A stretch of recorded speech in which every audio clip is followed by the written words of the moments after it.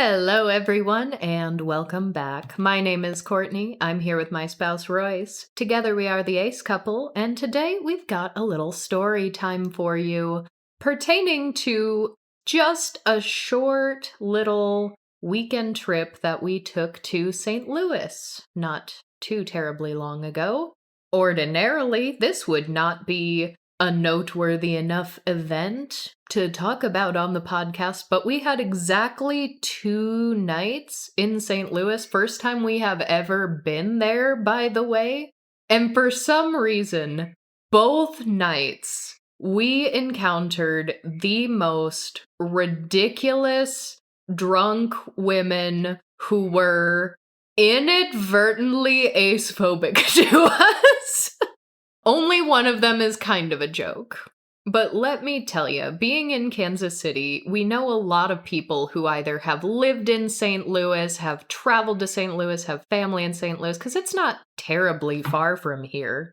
Not terribly far by American standards. We're crossing one state, the state of Missouri. Kansas City is on the western border. St. Louis is on the eastern border. It's about 260 miles. Which ends up being about a 4-hour drive. Which, by Midwestern American standards, practically our neighbor. I know when I say things like that, it always surprises my international friends, but it is what it is. It's a pretty extreme exaggeration, but I get it. I know people who literally take day trips to St. Louis. They will drive to St. Louis, do something there for a few hours, and then drive back to Kansas City. There are anomalies. I've also known people who grew up in the Midwest who have casually dropped out of friendships because they didn't want to drive 30 minutes across town. So, people's ability to drive varies drastically. But considering this, Midwestern American car culture, people have been shocked that I have lived in Kansas City for over a decade and have never been there. And the main reason for our trip, actually, was not to go to St. Louis itself, but you wanted to pick up seeds in a very rural area.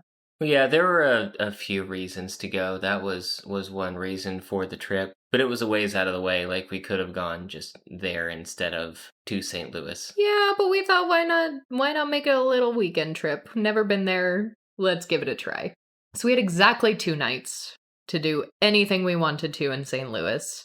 And I guess I didn't finish my thought earlier, but of all the people who are very familiar with St. Louis and Kansas City, nearly all of them hate that place with a burning, fiery passion. I know 1 or 2 anomalies that are like, oh, I actually think St. Louis is great. But most people here, the temperature check is St. Louis is terrible. Why would you ever go there? So I wanted to see for myself. What makes St. Louis so terrible? Turns out it's the drunk women with our limited 2-day sample size.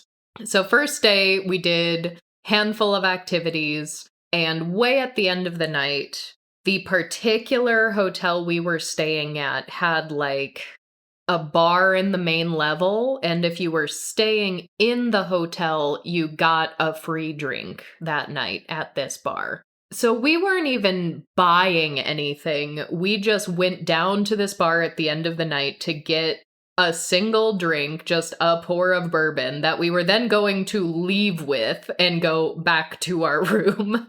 But we ended up standing next to this couple, a man and a woman. They were both clearly drunk off their asses. And unfortunately for us, that meant that the bartenders were intentionally avoiding them. So the one walk-up area of the bar where we could just stand without taking a seat was right next to these 2, and we just wanted our free pour of bourbon to leave with. And how long do you think we actually had to stand there before they finally got around to us? It was probably a good 15 minutes, but it was split in 2 because we went there and had to figure out what was going on and then go back to the counter to basically get the reception area to actually get our drink comp tickets. Yeah. And then come back. It felt like a lot longer. It felt like so much longer because this chatty drunk couple was just, they latched onto us. There was also, I felt a little bad for them, so this was part of the reason why I also really wanted to entertain this very loud drunk woman, because there was like fully a bridal party there, like night before the wedding, bride and groom to be, their bridal parties are like trying to have a nice night. And this drunk woman, because the bride to be had like a white jumpsuit on that did have these big rhinestones, and that apparently read Elvis enough to this drunk woman that she kept saying, "You look just like Priscilla Presley." And then she'd like turn to us and be like, tell her that she looks just like Priscilla Presley. And so when they latched onto us and started talking to us, I was like, okay, at least while we're waiting for the bartenders to come, I will entertain this drunk woman so that she's not bothering this bridal party. And sometimes drunk people can be very fun. You often get very good stories out of talking to drunk people. The man in this couple was also very weird because he kept openly talking about how he would like drunk drive while being an active firefighter. He's like, I used to be a firefighter here in St. Louis. And then he'd talk about downing half a bottle of Rumpelmans and then driving and then finishing the other half and then driving. And I was like, does this have anything to do with why you're no longer a firefighter? Like fascinating, just trying to figure these people out, spilling all of their secrets. But after you said 15 minutes, I would have guessed a half an hour. Maybe it was just because it felt so long, but this was not a busy bar. This was within the final, like, hour that this bar was open inside of a hotel. It was the bridal party who had already had their drinks and were off to the side, this drunk couple, and then the two of us. And there were 3 bartenders. And they still would not come and give us our free bourbon. But when they finally did, they're like right next to this drunk woman. They're in front of us. They're pouring the bourbon. Drunk woman says something a little sideways to this bartender who was not having any of it. This bartender, they were like shutting down everything this woman was saying. And finally got to a point where they were kind of threatening, like, if you keep getting obnoxious, maybe we're gonna have to kick you out or cut you off or something. Not an outright threat, but hinting in that direction. And this drunk woman, who, as far as I'm concerned, at this point, we stopped talking to her, we're getting our drinks poured, and we're gonna leave. I thought this interaction was done. She looks at this bartender and is like, why are you trying to kick me out when I'm just trying to talk to these 2 Harry Potters over here? And gestured at us frantically and then pointed at Royce's face and said, this one reminds me of Voldemort. And like, what the fuck does that mean? I just remember we got our 2 tiny little cups of bourbon, which were not even worth it, by the way. It was like, we were led to believe this was gonna be like a drink, but it was like half a shot at best. It was like a tasting sampler. We waited this long next to this drunk woman to get a teeny tiny, like 2 sips of bourbon. So we sort of look at these goofy little shot glasses that they handed us with the teeny tiniest little bit of bourbon, and we just silently started walking away. And halfway back to the elevator, Royce just, in such a dejected tone, goes, why am I Voldemort? I have hair and a nose. Yeah, we weren't exactly able to decode that one. What does it mean? I don't know what kind of Harry Potter you were. Why, like, these 2 Harry Potters over here. Harry Potter what? Harry Potter characters, I guess. If you're Voldemort, then who the fuck am I? So was that overtly acephobic? No, that was a silly little anecdote. Is it a little, like, inherently acephobic to just be reminded that J.K. Rowling exists? Absolutely. That random drunk woman from St. Louis probably knows little to nothing even about J.K. Rowling's transphobia. Were that where the weekend ended, this would probably not have become an episode. But the second night, we decided to go to a murder mystery dinner theater party. And it was a lot of fun. It was very interesting. You had never done anything like this before. For me, it had been an extremely long time since I had. And we were sat at a table of, what, 8? 8. It was really packed. They had too many people for the room it was in. Yeah, lots of tables crammed into a relatively small room. We both got assigned relatively sizable parts, which was interesting. You mostly. Well, I had a minor one. Spoiler alert, I was the murderer.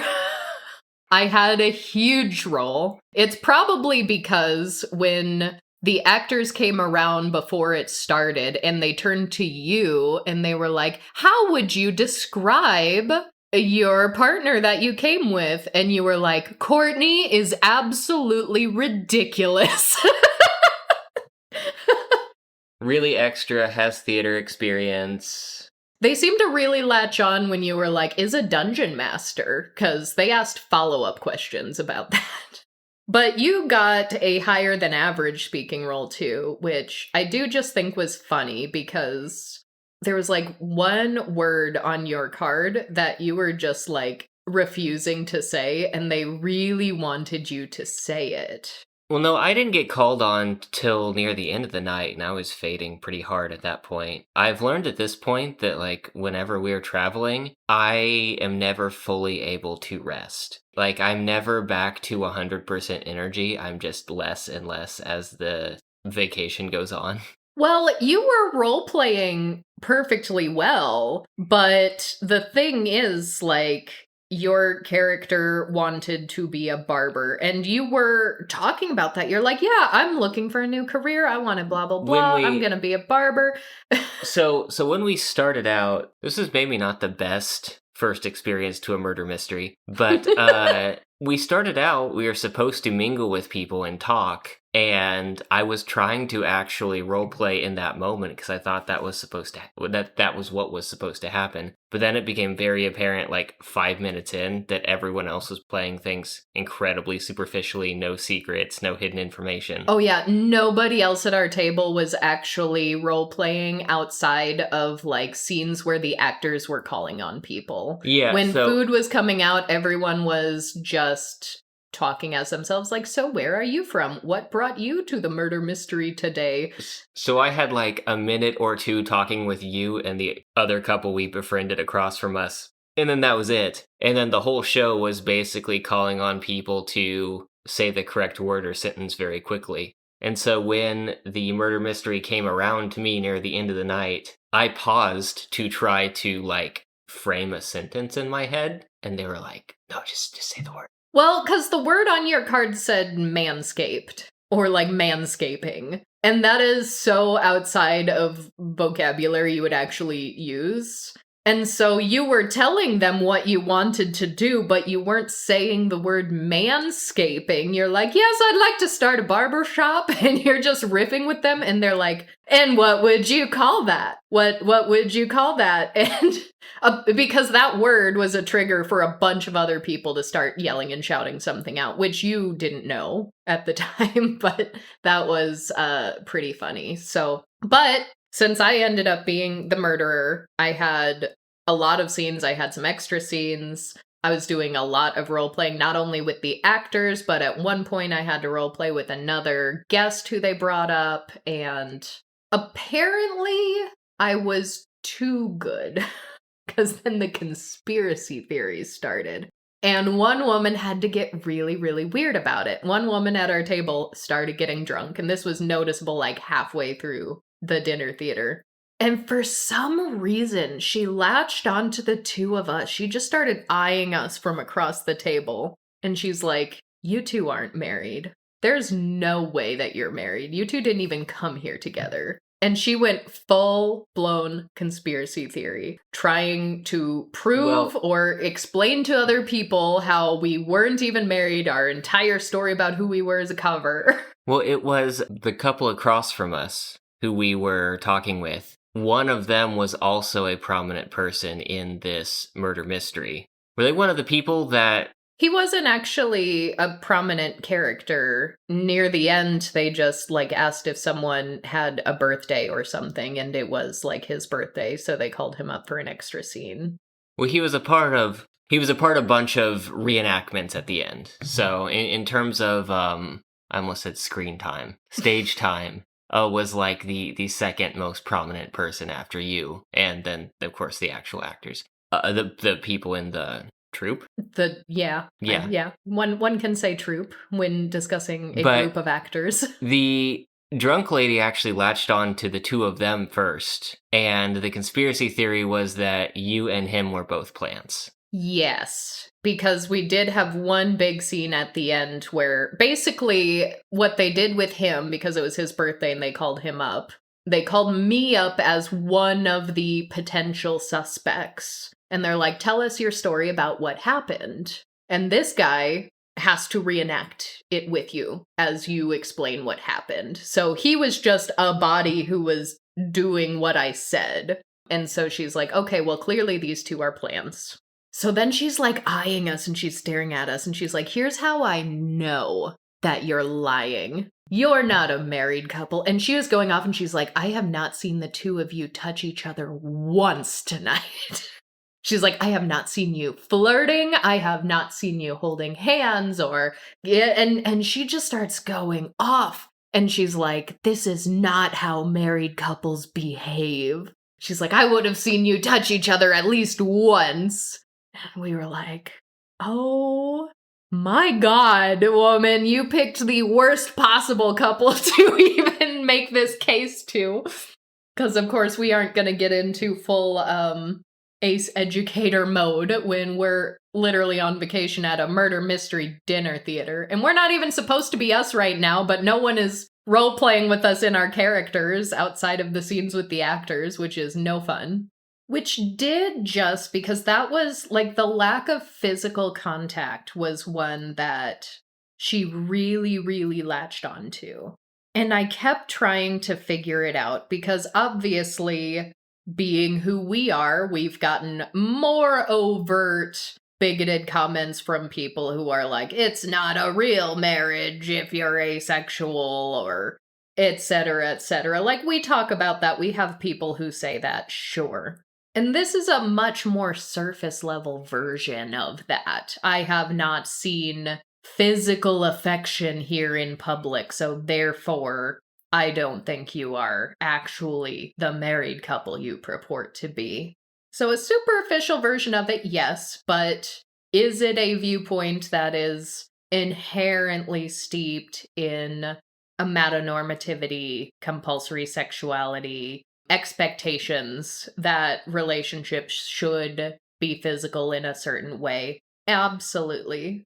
But I was also just so baffled because, like, even if we weren't a famously asexual couple, like, my good lady, we've been married for 12 years. We're at a murder mystery dinner theater where our respective characters have, like, my character had a canonical relationship with another character. And so that was what I was supposed to be acting out.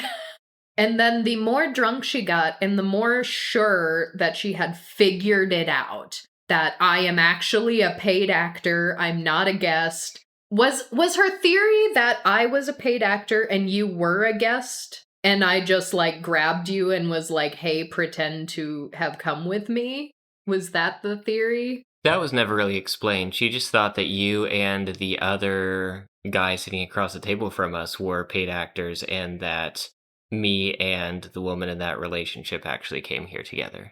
Yeah, very weird. I don't understand the logic, but the more and more drunk she got, the more and more sure she got of herself. And so she was getting a little louder. She was speaking a little more openly. And not like we go out a lot.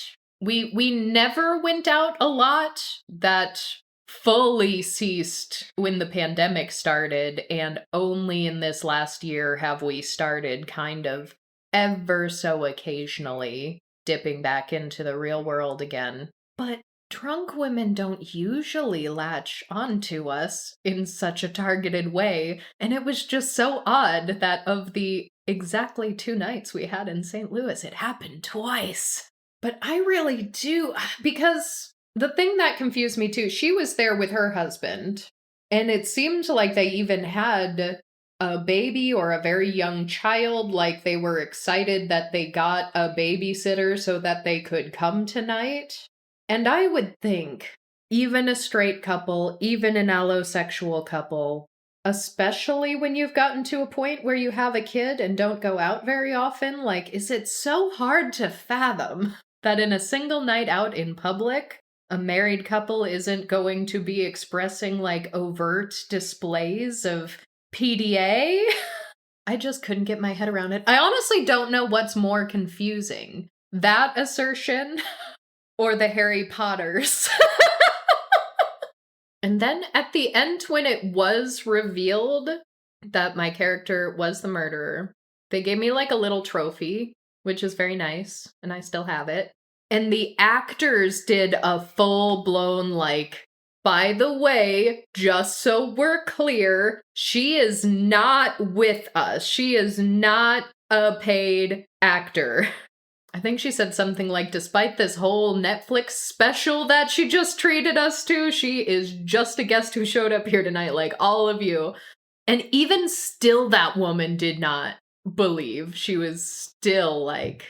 Yeah, it wasn't until we were walking out to our cars that she was like, oh, you were a guest here. That's what was really funny, because they were saying this to the whole audience, like, just so we're clear, this was not a plant. We just picked the right person for this job. Doesn't always happen. And then, yeah, she was still, like, squinting her eyes at us very conspiratorially. Like, I don't believe it. But yeah, she saw us, like, getting into our car outside at the end, and she did go, oh. Guess I was wrong. Why, St. Louis? Why are you like this? And really, that's really all there is to the story. It wasn't huge. It was just very weird. 2 nights in a row. And honestly, I had to get that Harry Potter's comment out of my head and into the world, because I think about that woman damn near every day for months on end. Like, what did you mean? Why are you Voldemort? And who does that make me? Leave a comment, let us know. No, don't do that. I don't want to be any Harry Potter characters. Do we have any other funny, not necessarily Ace-related moments from that little trip? There was the point in time on the way back, because we were driving an electric car, and it's the first time we've taken a trip that long. Yes. And we ended up kind of going through southern Missouri on the way back, and along that route there were far fewer chargers. Yes. So we were in a bit of a dicey area where, like, we needed to make sure we charged up so we could get to the next point. But we went into this small town that had 2 chargers, and we plugged in the car and sat down, and all of a sudden the power goes out to the whole town, because some kind of construction crew had, like, hit an electrical line, and so right across the street. So we were witnessing this fire, and the fire trucks coming in and the electrical company coming in. It was right across the street. The car stopped charging, and we started trying to look at the actual charging station, and then someone else came behind us to tell us what was going on, and we turned around, and yeah, sure enough, the gas pumps and the gas station, that was all dark, and then we looked across town, and every other building's light was off. Well, and this was awful, because yes, it was the first time we've taken a road trip with the electric vehicle, and we were like, surely this shouldn't be an issue, especially Kansas City to St. Louis directly. Lots of chargers, lots of options. Going detour through a more rural area, there was 1 charger within a wide radius. And there were 2 charging stations, and there was already a truck on one when we pulled up. And so, and we were there for less than 2 minutes before the power went out. I plugged the car in and then sat back down, and then it stopped to the point where I was like, maybe it just didn't connect quite right. Let me get out and see what happens. And the guy in the truck gets out and he's like, did yours also just cut out? And we were like, yeah, I don't know what's up with that. And I was like calling customer service on the machine, and they were like, oh, we see that that pump is online and working perfectly. And we're like, it's not. Neither one is. You're wrong.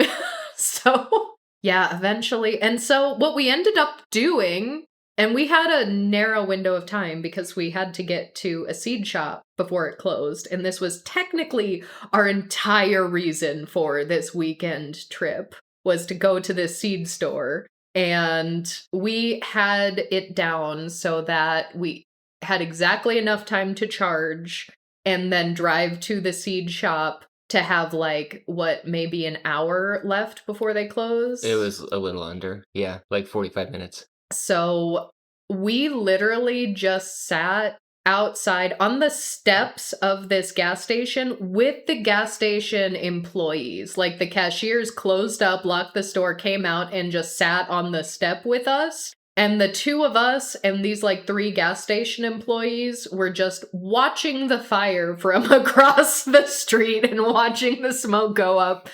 And the 3 of them were like, damn, I really hope they don't fix it, so then we don't have to do anything for the rest of the day. And then they'd look over to us and be like, oh, but I mean, I hope they get it working for you two so you can charge your car. Because we're like, we literally can't go anywhere until we charge this car because there aren't enough stations around. And that is the one and only time that this has ever even remotely been an issue since we've gotten this electric vehicle. It wouldn't have been this issue if we weren't going through such a rural detour. But wow, what an adventure that was. Yeah, because there were people with gasoline-powered cars, too, who were coming up to the pumps. And of course, the pumps didn't work because none of the electronics worked. But if you had a gas-powered car, you could probably drive a few miles down the road and find another gas station.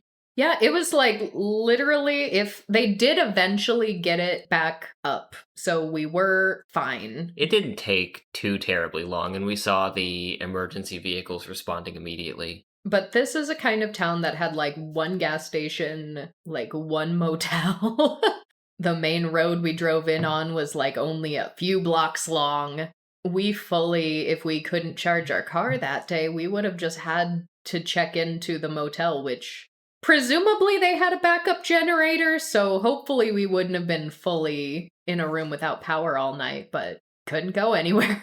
So, funny story though it is, please don't let that dissuade you from choosing an electric vehicle if you, like us, are in a place where driving a car is a necessity to live, because other than this one very hyper-specific incident, we have been tremendously grateful to have this vehicle on the whole. And then we bought so many seeds. How are the seeds doing, Royce?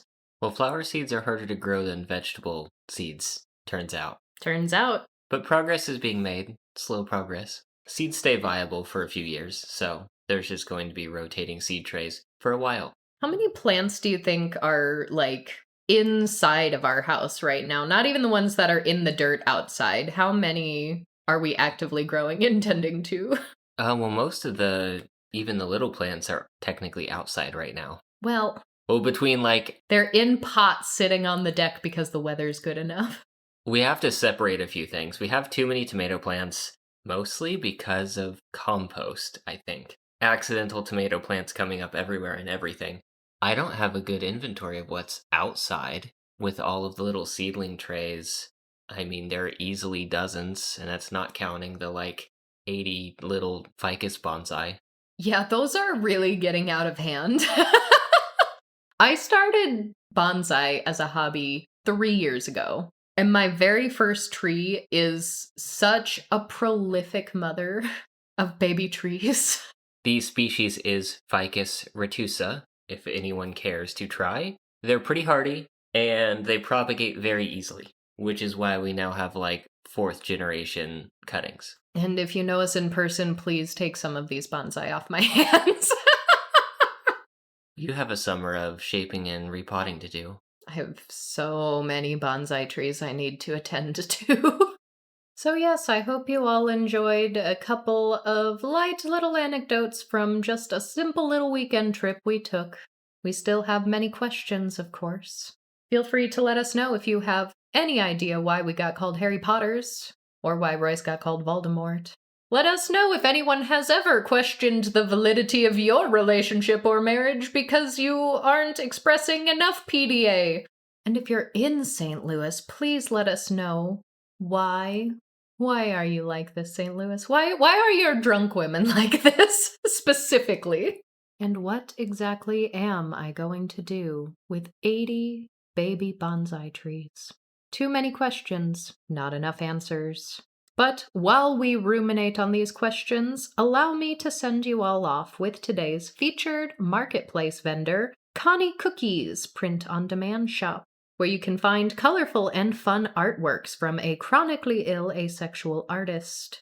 Links, as always, are going to be in the show notes on our website, as well as the description box if you are listening on YouTube.